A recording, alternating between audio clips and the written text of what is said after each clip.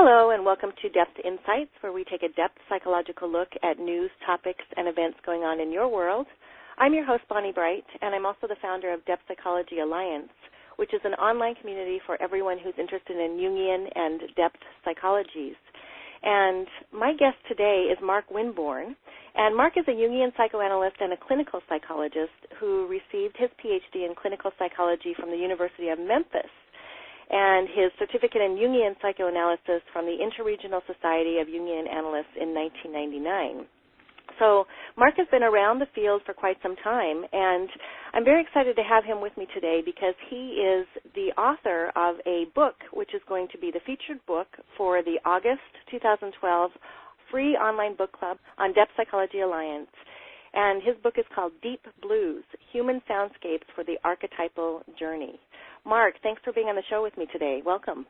Well, thanks, Bonnie. I really appreciate the invitation to participate in this. And Depth Psychology Alliance is such a great resource and a community for everyone, and so I'm happy to participate. Well, thank you. I really appreciate you saying that. And, of course, you know, we do a lot of different things in the community of Depth Psychology Alliance. But one of my favorite things that we have done this year is the book club. And for those who are just hearing this for the first time, the book club is free, and it's all done in a written format so that you can participate at whatever schedule works for you, at whatever level of participation works for you. Every month there's a new author who tends the book club with their book, and all of those conversations or discussions, if you will, that are written out are archived for later perusing, I guess you could say. So you can go back and read through what's gone on in any of the other months.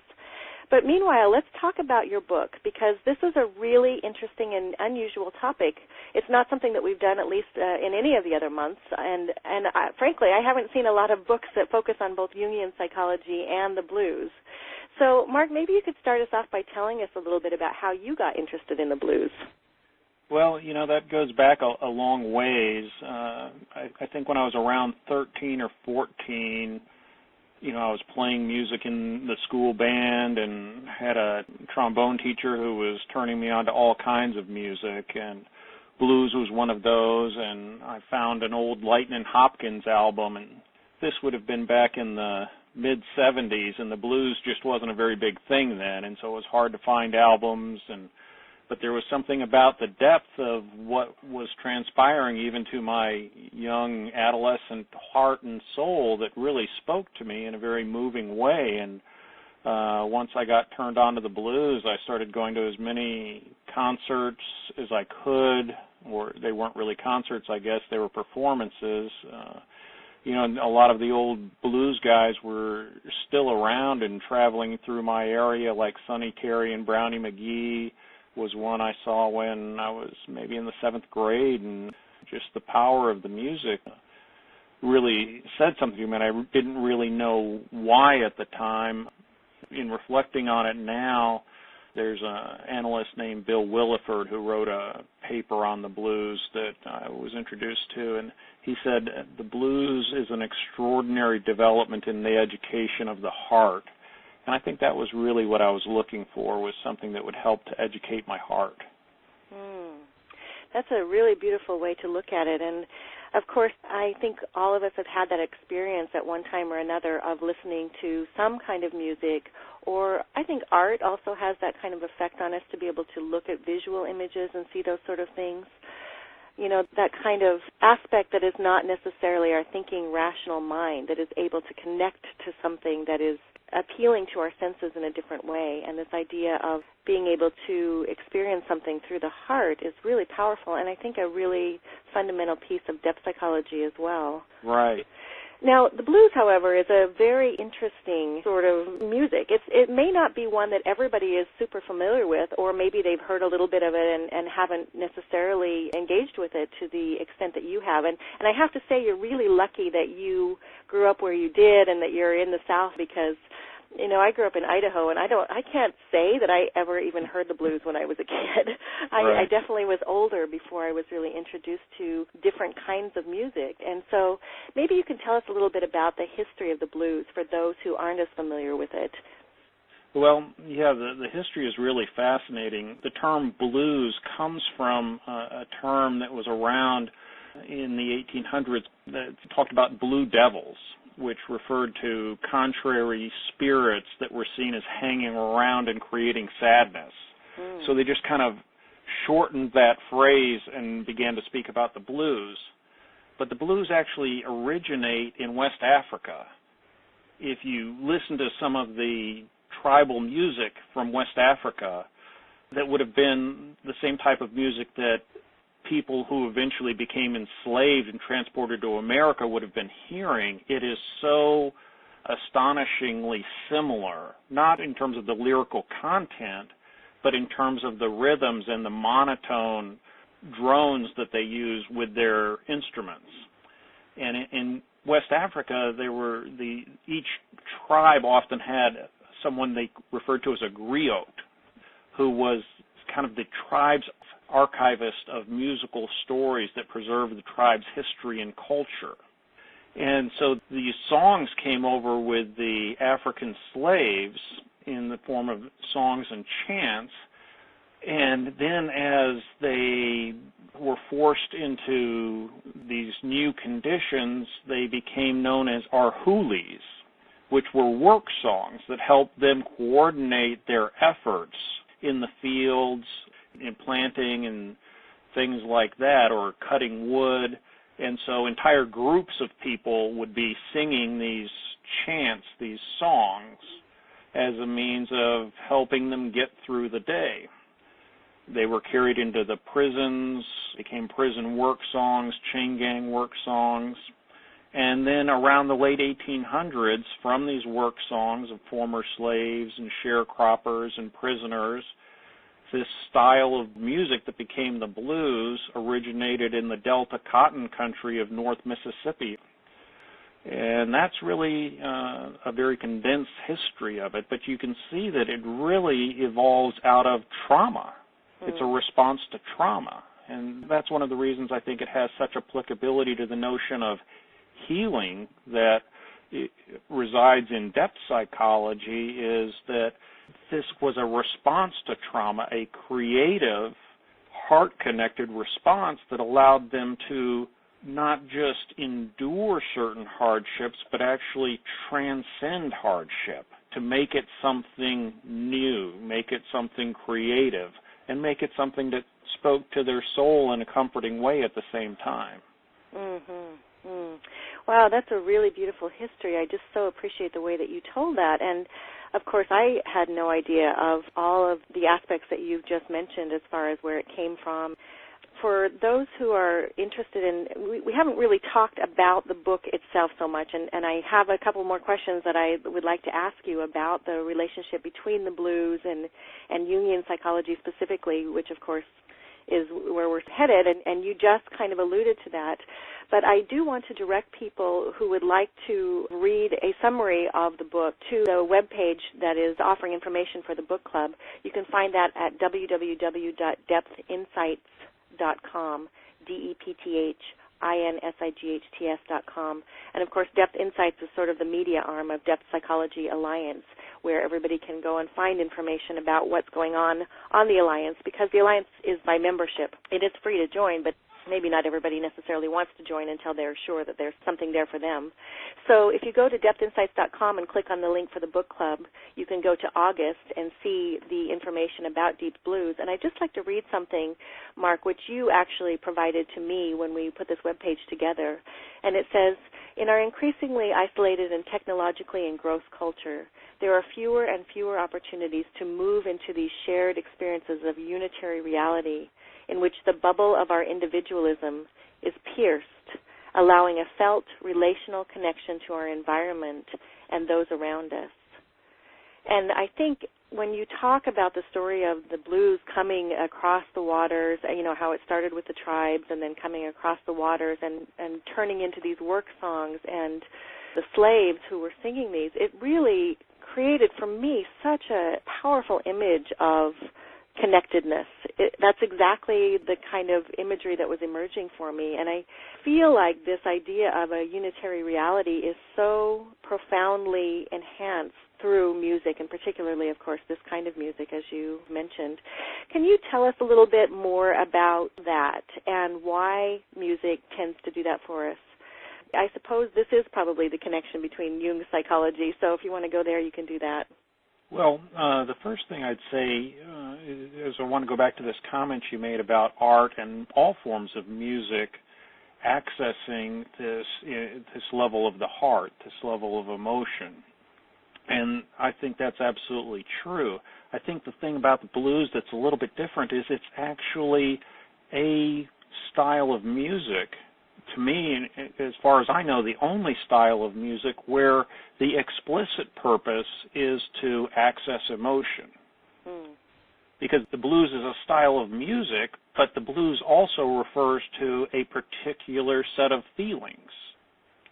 And so the whole music is generated in order to connect to those emotions.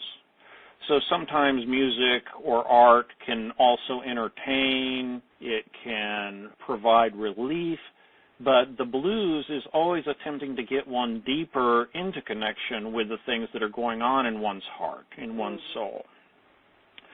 So in terms of the connections between Jung and the blues, or analytical psychology and the blues, the first thing I'd say is that the blues is almost always singing about things that are of an archetypal nature, things of universal human experience. There's not a lot of fluff and posturing in the blues. It's about lost love. It's about joy. It's about sexuality. It's about rage, sadness, grief, oppression, addiction, being the outlaw. These are all universal themes that cut across all cultures. And so the blues has something to say and something to connect with in all cultures. So it's this archetypal basis that the bluesmen and women are singing about that I think provides that universal experience that Jung talks about in the notion of archetypes. Now, the other thing is the one you've already mentioned, this idea of unitary reality, which is a concept that originated with a Jungian analyst named Erich Neumann, where he was trying to provide an umbrella concept that kind of incorporated a lot of different things Jung was talking about, the most important one being participation mystique, which is a term that refers to a sense of connection between one being and another. Even in more aboriginal cultures, often that connection might be felt between a person and an inanimate object. A rock, in other words, could have a sense of being alive to them. An animal could have a sense of having an individual soul to them. A tree might have a spirit. These were all things that Jung observed in his travels to the desert southwest of the United States and viewing the Navajo and Pueblo tribes, as well as his trips to Africa. And so he wanted to understand what was going on, of how could these people have this sense that they were connected to all things, all parts of being were intermixed, because that's so different than most Western consciousness experiences things. And so he started to talk about these things as participation mystique. And Neumann takes it just a bit further by providing an umbrella concept that covers participation mystique as well as other things. And what Neumann says, it's the reciprocal coordination between psyche and the world around it. So in the blues, this takes place between the blues performer and their instruments, between the performer and the audience, that there's this shared reality going on in which there's not much of a separation between the performer and the audience, between the performer and his instrument. So if you're listening to the blues, often you'll hear, like, for example, B.B. King, he talks to it, his guitar is named Lucille. And there's a whole story behind why she's named Lucille. And periodically, during the course of a song, he'll say, "Sing, Lucille," and then the music will just be from the guitar. But it's like a dialogue going back and forth, and you really get a sense of this very shared emotional connection between B.B. King and his guitar. Mm-hmm. Wow, I've had my own experience of several different emotions as you've gone through this journey of explaining a number of different things that I really wasn't aware of. And I'm just taken back to one of your first comments as we began the show about this education of the heart. And I'm realizing the capacity that the blues have as a vehicle to really help us tap into something that we don't always pay attention to. And of course, again, that's at the core of depth psychology. Jung was very aware, particularly the longer he lived in his life, of what he called the collective unconscious, and of course the life and the life force that really runs kind of under the surface of our everyday egoic activities. And the word that occurs to me as you described how the blues emerge from trauma and the capacity for us to tap into all of these emotions is communion. And it's communion with ourselves and, as you said, with sometimes objects that really come alive for us. I mean, the story of B.B. King and the guitar, Lucille, is really a great example of that, about how something can be so alive for us and we can have relationships with these things that in our everyday lives, at least I guess I'll speak for myself, but it's so easy to go about what we're doing and just look at things as inanimate objects and think that we are at the center of the universe and we're the only ones that are alive and active and thinking. But, of course, that's the challenge of the thinking mind as well. Right, and the blues world really sees beyond that. I mean, Jung has another concept that he talks about, the anima mundi, which is the world soul. And T-Bone Walker has this song called Mean Old World. And the first line is, this is a mean old world to live in by yourself. And when you hear that, you really think about the world as having a personality that can be experienced. Mm-hmm. Or when Elmore James sings a song called The Sky is Crying, and in the first line, the rain are the tears of the world that then mix with the tears of the singer as he cries about his lover having left him. Mm. You know, there's no distinction made. Mm-hmm. Or another song that I just love is a song by T-Bone Walker called Stormy Monday. And the first line goes, the eagle flies on Friday, and Saturday night I go out to play. Mm-hmm. So you get this sense of the pleasures and excesses that will take place. And then it goes on to, Sunday I go to church and I kneel down and pray. And this is what I say, Lord have mercy on me, Lord have mercy on me. So in the blues world, there's not this either-or distinction that's frequently made of you're either in the sacred world or you're in the profane world. They coexist side by side without contradiction. And I think you bring up another important point here, because what occurs to me is we live at such a fast pace. And in some ways, I think we have become so accustomed to making those sort of polar distinctions, you know, good and evil, this and that, and having to choose between two extremes, often just to be able to kind of move through our day and get things done. But there's so much value to being able to slow down and just feel into things. And again, you know, by putting on this kind of music, part of it's the words, part of it, I'm sure you would agree, are the notes. Part of it is the vast history that it carries with it, because the blues themselves are alive, clearly, and have all of this history that you've mentioned and brought to us.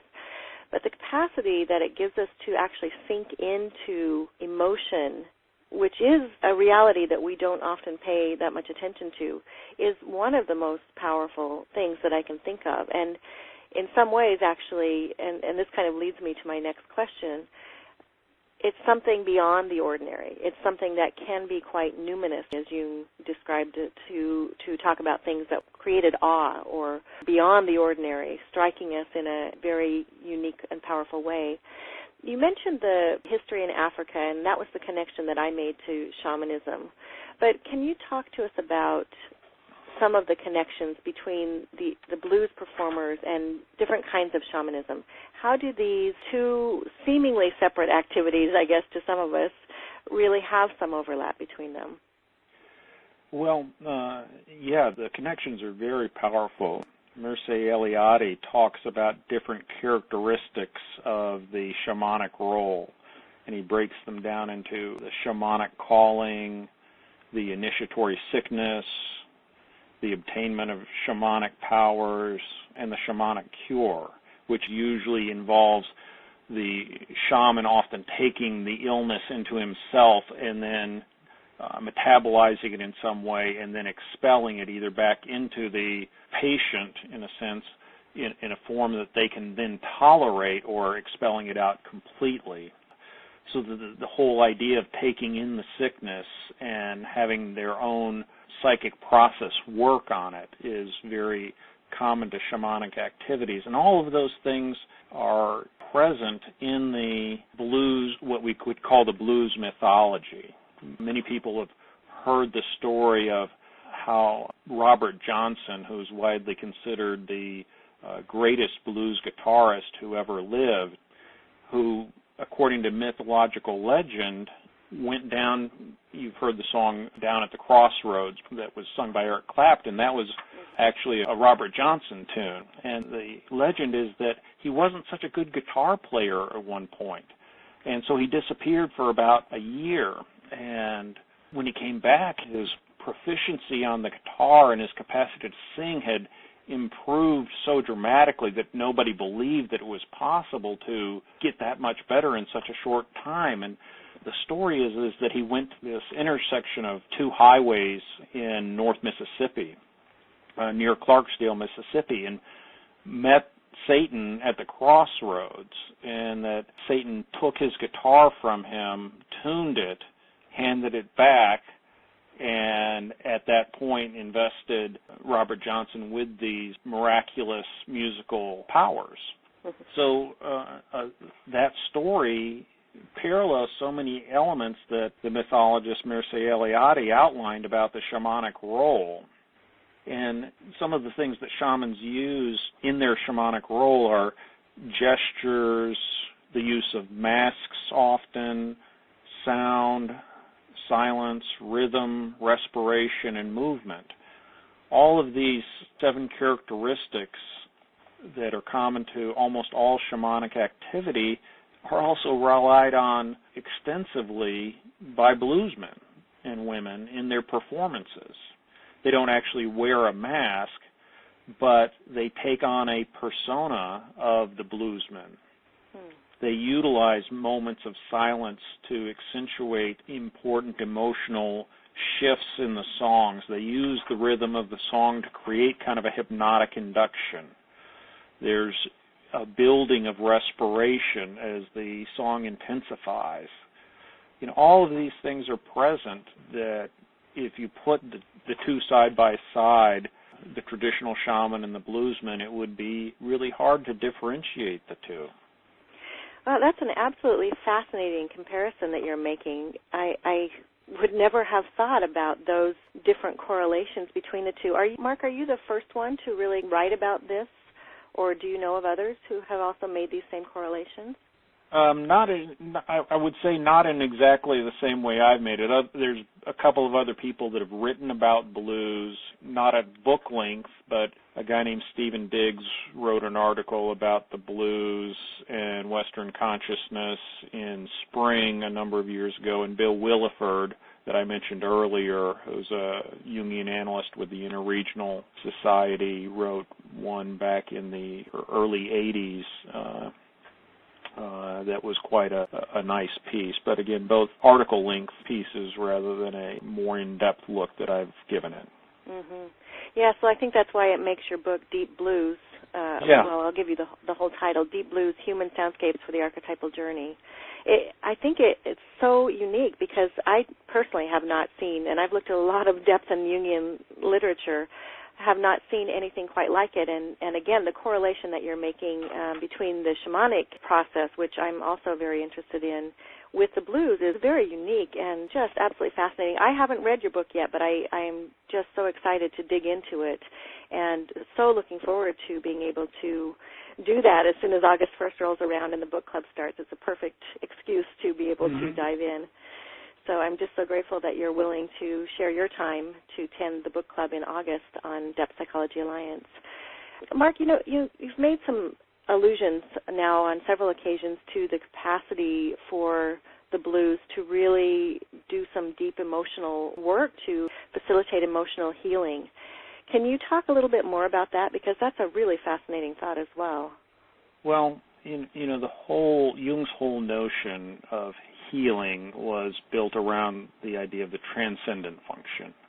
Two positions are butting up against each other, and that somehow we have to find a way to hold those tensions in a symbolic way until something new emerges that transcends those two positions. So that's why I mentioned earlier that this dichotomy of experience tends to get moved beyond in the blues, where going out on Saturday night and having a good time and then going to church on Sunday and feeling reverent can both take place in the same song. Things can coexist, love and hate, staying and leaving, good and evil, without this experience of internal contradiction. So I think that naturally leads us to transcend the contradictions, the conflicts that we feel in ourselves. By giving voice to it, by someone else giving voice to some of the conflicts we feel internally, we get a chance to step outside for a moment our own sense of conflict and recognize the universality of the conflict. When we hear somebody else singing about something that sounds so similar to our own experience, it can make us allow us to feel less isolated in our own suffering at times. But the thing that I think is most healing about listening to the blues, if one does it in depth particularly, is that in the blues philosophy, as I call it, that's expressed through the music, includes the idea that the blues is something to be accepted. In other words, suffering is something to be accepted, not something to be gotten rid of or fixed, as some of the HMO culture would like us to do. But blues is experienced, lived through, and survived. It's not conquered or overcome. One hopes to eventually feel better, but the intent is to acknowledge and cope with this experience and recognize that it's going to come around again. That's the mythologism of the great round, that all life is, in some sense, is circular. And when we stop trying to get around it or avoid it, we're much better able to engage it and for it to take on a deeper meaning rather than a feeling of annoyance or persecution by it. Yeah, there's something really powerful about the capacity to, as you mentioned, hold the tension long enough with something, whether it's emotions that we may not necessarily welcome or experiences that we may not necessarily have asked for, or even when we find ourselves caught in the grips of complexes or challenges that emerge for us.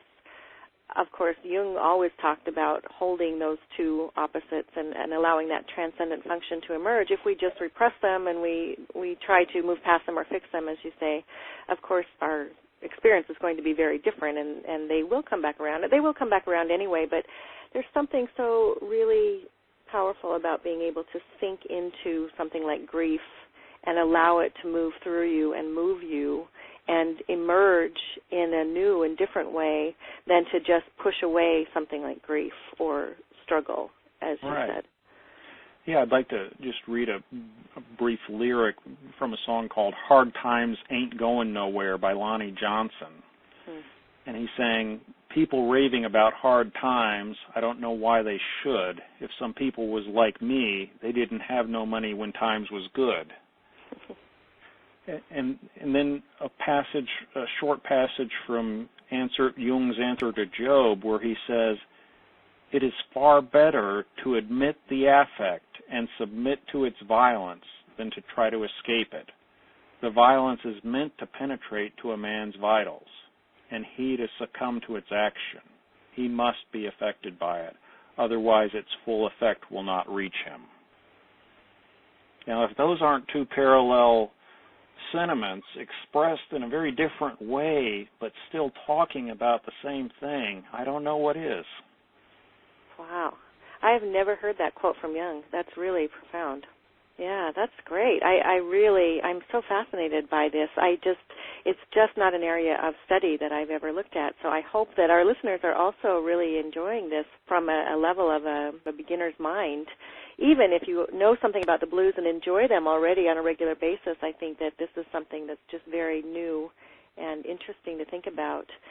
Mark, what are some of the recommendations that you might have for somebody who would like to become more familiar with blues music? I have to say I'm definitely motivated myself to do that.